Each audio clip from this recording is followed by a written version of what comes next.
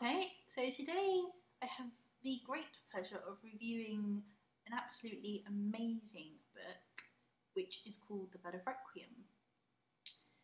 Now, I had really high expectations when I started reading it because I've read previous work by this author and kind of follow what he's doing quite closely because I really enjoyed the way that he phrases things and the way that he presents himself. So when I started reading this book, obviously I was kind of on tenterhooks because I was terrified that I was kind of going to flip the page and just be horrified by what I was reading. I was absolutely blown away. It's brilliant. Damn him. So, okay, so we have this basically story about King Benedictus, who is a were-dragon, a Requius, something like that. Basically a really powerful, strong race of were-dragons who basically get wiped out. He gets wiped out by his younger brother, who is in control of griffins. And they have this last stand where he brings everybody in, and they kind of have this huge fight. In the end, Benedictus gets away, and he's stowed his family away safely. And basically, all of the the shape-shifting were-dragons who are now ostracized from the rest of society go into hiding. And a small were-dragon is kind of saved from the battlefield by a young lady and is kept, secreted away in a tower. And when he comes of age, he starts flying around and starts attracting attention and ends up bringing, a whole heap of trouble down on the lady who kind of kept him secret, and she ends up dying. It's all very upsetting.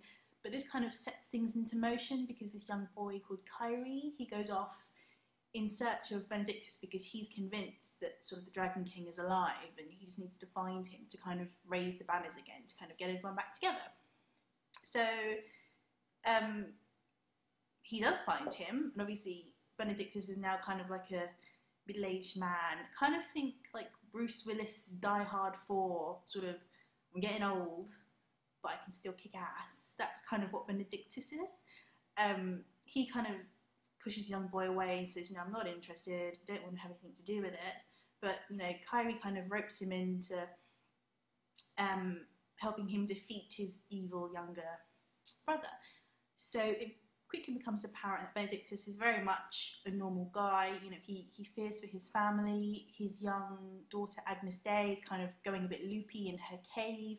Her mother, Lacrimosa, very beautiful woman who's married to Benedictus again, is trying to keep her family together the best way that she knows how. Hopefully not all getting killed.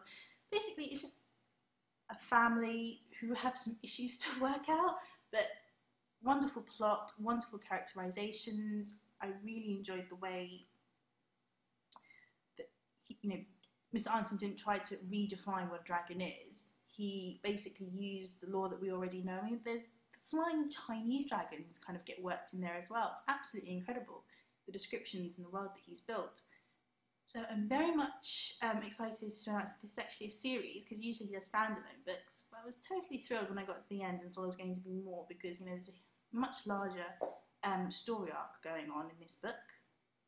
So I most definitely highly recommend this book, and I give it 5 skulls, and I strongly suggest you read it, because I think dragons are going to be big coming up. So this is definitely one dragon book that I will be kind of probably recommending quite a lot.